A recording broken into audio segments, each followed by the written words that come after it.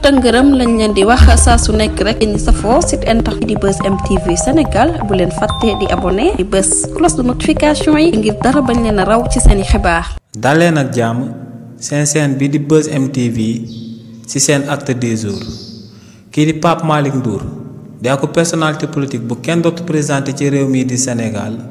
démb ginnaaw bañ ko auditionné ci section de recherche bu Colobane ba noppi dañoo njëkkoon a jël ndogal daal di koy placer en garde à vue waaye nag ginnaaw bañ demee ba ci xaaju guddi gi lañ ko mujjee daal di bàyyi mu mujjee dem daal di ñibbi si li ni mel kii di Pape Malick Ndour ginnaaw ba mu daan janook enquêteurs yi dafa daan daal di xamal que ne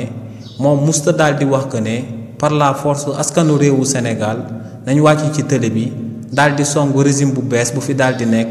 ngir daal di koy renverser ne li ni mel musta daal di nekk ay kàddoom ne lu mu daal di wax rek moom mooy que ne de manière démocratique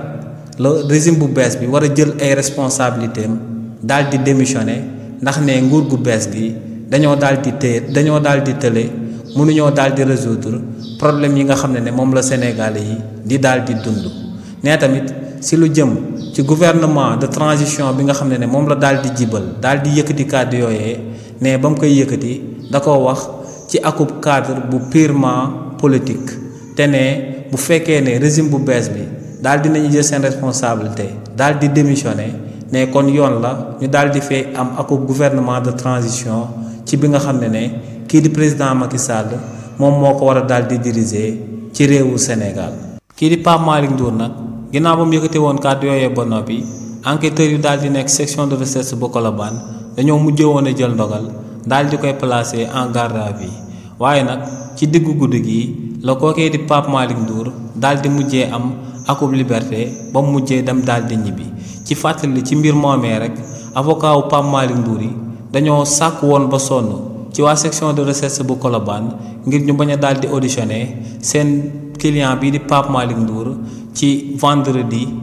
après midi bi ndax ñoom dañoo considéré woon que ne waxtu boobee kenn waru cee daal di auditionné akub nit ci réewu Sénégal ndax buñ ci duggee ci weekend bi lañ ci daal di jëm te buñ impliqué seen client par la force day daal di fanaan ñaari jours ci kaso bi waaye li ni mel nag nangu luñ leen ko woon waaye nag en fin de compte kii di Pape Malick Ndour mujjee woon nañ koo daal di libéré mu mujj woon a dem daal di ñibbi. ginnaaw li ni mel kii di maître Juan Branco di kenn ci avocat wu Ousmane Sonko yi yoonu réewu France daal dina koy daan juróom benn weer yi nga xam ne dootul mën a exercer métier bi nga xam ne moom lay daal di liggéey te muy métier wu avocat coo loolee nu mu demee moom mooy que ne kii di maître Juan Branco dafa daal di am lu tolloog ñetti jigéen yi nga xam ne dañ koo jiiñandoo ne dalee naa daal di tëddee da leen doon daal di violer si li ni mel nag kii di maître Juan Branco ne lu sabab ñetti jigéen ñooñee daal di koy songandoo lenn la rek te moom mooy que ne moom mii di maître Juan Branco daa sonal état bu France te ne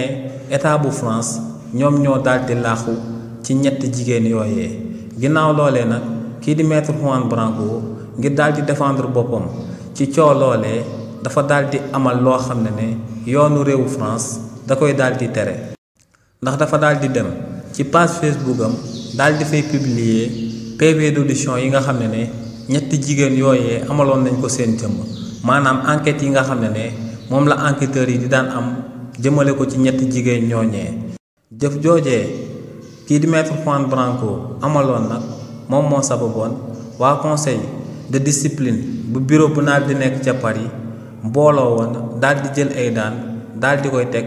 ci ndodd kii di maître Juan Branco ndax dañoo daal di wax que ne kookee di maître Juan Branco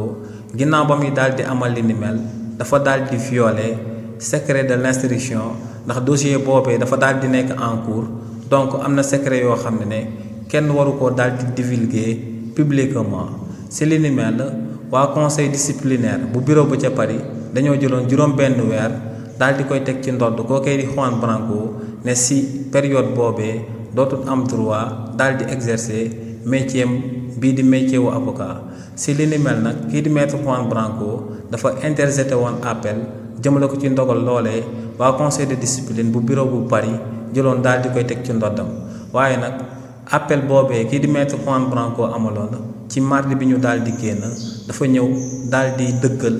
daan bi nga xam ne moom lañ jëloon daal di koy teg ci ndodd kookee di maître Juan Branco daal di koy xamal que ne fii ak juróom benn weer amul droit daal di exercer métier wu journalisme foofee mu daal di nekk te muy Paris la France. ginnaaw li ni mel kii di Dame Mbodj di aku personnalité politique bu kenn dootu présenté ci réew mi di Sénégal di njiitalu structure étatique bi ñu jippee SOGIP yëkkati na ay kàddu daal di tontu avocat yi nga xam ne moom la kii di président Macky Sall yóbbante woon ci réewu Sénégal ngir ñu daal di la jëxal andi ay manipulation jëmale ko ci opinion publique bi. c'est li ni mel kii di Dame Mbodj kum ci daal di visé du kenn ku dul Aïssata Tall Sall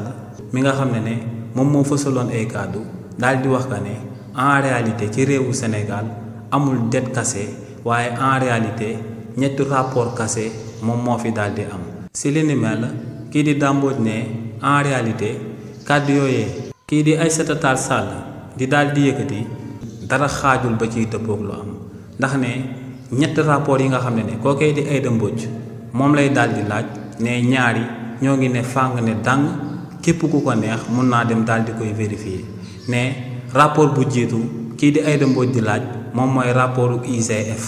nee nag IGF ñu fay daal di liggéeyee ay fonctionnaire u état lañ ne aku fonctionnaire état bu amalee akub rapport ba noppi yoonu réewu Sénégal moom moo koy tere ngir mu daal di fësal rapport boobee mu daal di amal ne li ni mel moom moo sabab rapportu IGF bi fësaluñ ko ci réewu Sénégal waaye ne par contre yeneen ñaari rapport yi nga xam ne moom la Aïssata Tall Sall di daal di sàkku te bu ci daal di jiitu di rapport bi nga xam ne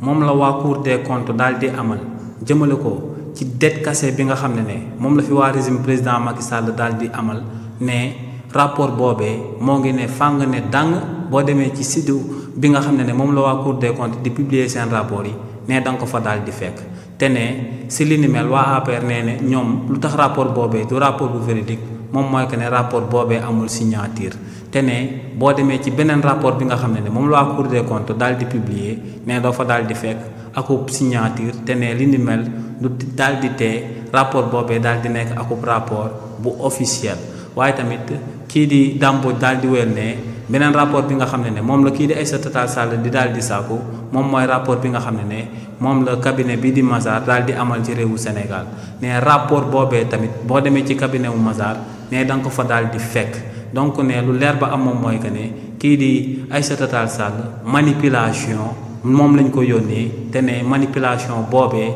si la daal di nekk ne Aïssata Tall Sall moo gën a daal di xam que ne kàddoom yooyee mu daal di yëkkati dara ba dara booloo jeex xaajul ba ci dëppoog lu am waaye tamit kii di Dame Mbodj daal di wéyal ne moom lu mu gëm moom mooy que ne ñi nga xam ne ñoom ñoo toogoon ci table bi yépp ne dañuy daal di défendre kii di président Macky Sall bu yoonu réewu Sénégal amalee woon yoon ne ñooñee ñëpp ci kaso bi lañ waroon a daal di nekk ne kii di président Macky Sall moom lu mu gëm moom mooy que ne kookee place am du ci biti waaye ne place am ci biir kaso bi la war a daal di nekk. lii lañ leen andiloon comme actualité ñoo ngi leen di jox dig daje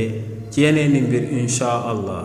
te ngërëm lañ leen di wax saa su nekk rek ñi safoo site internet di Buzz M TV Sénégal bu leen fàtte di abonné di bës cloche de notification yi ngir dara bañ leen a raw ci seeni xibaar.